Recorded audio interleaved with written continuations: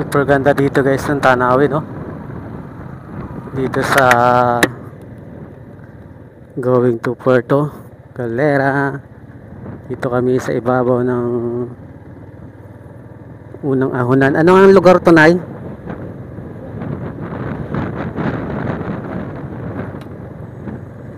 Hindi ko alam.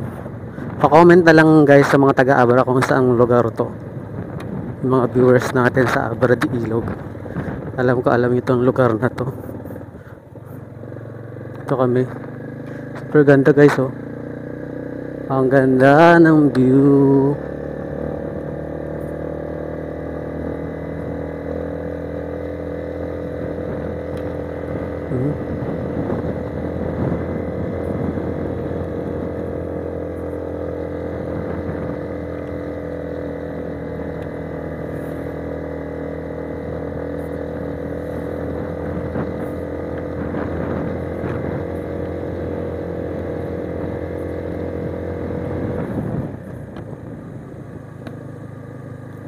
Oh, di ba? Ganda. Ongoing pa yung mga pagsasaayos ng kalsada dito. Ang inuunan nila guys ay tulay. Oops. May humps. Putik na humps. Yan. Kung makikita nyo, ganito yung daan dito. Pag kayo pupuntang Puerto Galera, ganito yung madadaanan nyo. Huwag kayo mag-expect guys na sementado na yung dadaanan nyo. Talagang rough road pa. Pero sa ngayon, Tagaraw, ganito kaganda yung daan pa. At saka, hindi naman siya ganun ka lubak. Hindi siya ganun ka rough road. Talagang, katulad yan, may 4 wheels na dumadaan.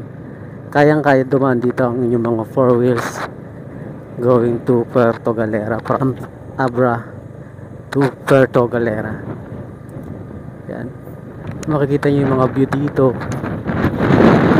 Napakaganda. Yan, malakas yung hangin ngayon kasi nga amihan pa ngayon. Ayan, kung makikita nyo yung view dito sa top at doon sa ibaba ay ganyan ang view.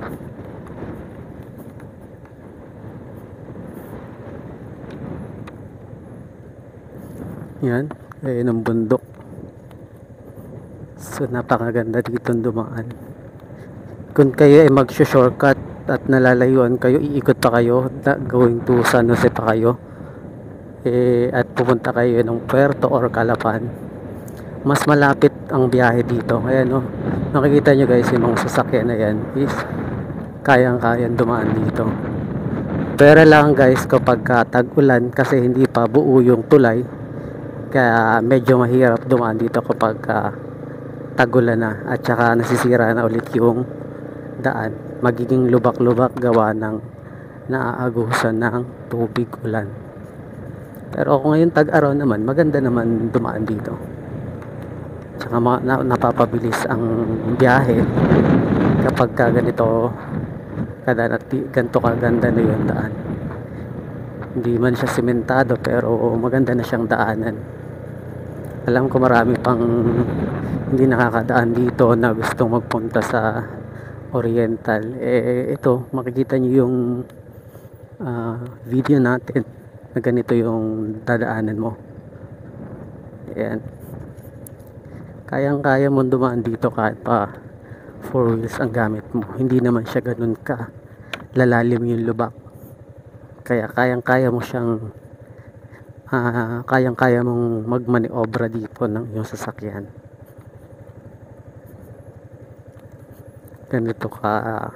Ganito lang yung lubak, makikita nyo. Hindi naman siya ganun kalalalim para sumayad yung ilalim ng inyong sasakyan. Ayan, makikita nyo yung ibaba ganyan kaganda dito. Ganda, oh. Ang ganda ng view. May mga rock formation pa dyan. Maganda yung mga pagkakaano ng bato.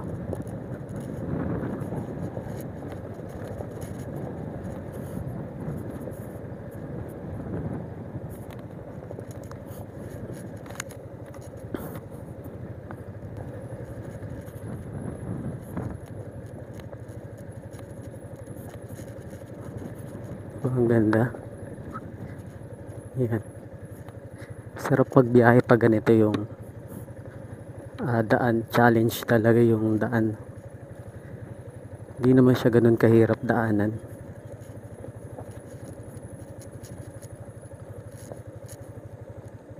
Kailangan talaga maging maingat lang sa pagdadrive, lalo na kapag motor ang gamit mo, kasi yung ganyang klase ng buhangin, tas may konting mga batong maliliit, madulas yan sa gulong. Kaya talaga pagka magdadahan-dahan ka lang talaga siya para iwas accident.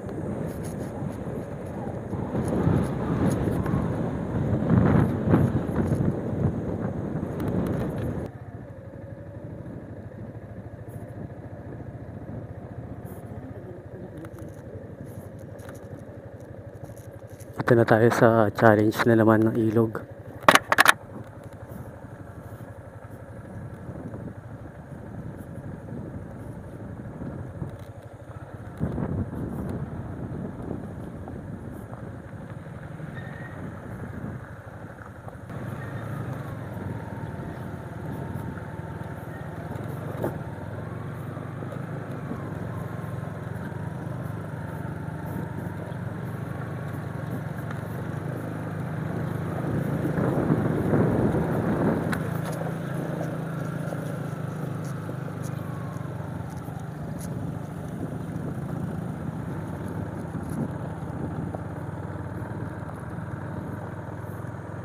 Going to Occidental, yung mga produkto ng bawat bayan, madali nang madadala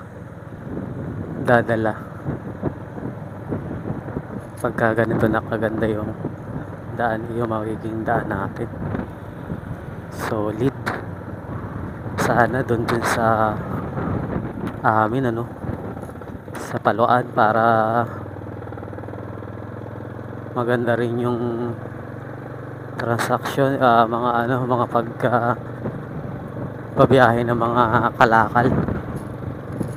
Yung Abra to Paloan, magkaroon ng ganitong klase ng daan para buong Occidental at Oriental is paikot na yung daan.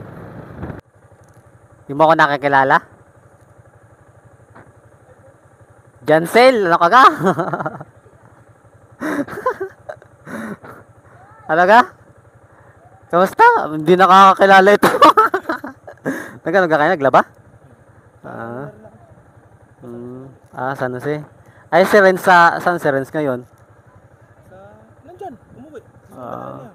Ay, paano pa kami? Harid ko nanay sa Puerto. Tapos, kailan balik? Tapos babalik kami mamaya. Kakarating lang na rin kanina.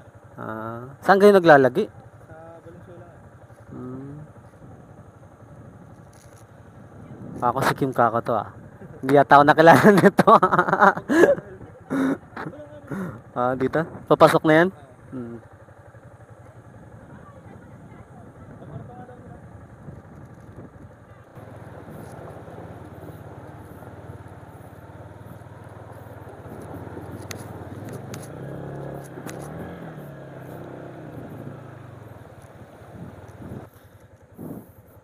Ang aking ka-boardmate na si Kim Garcia.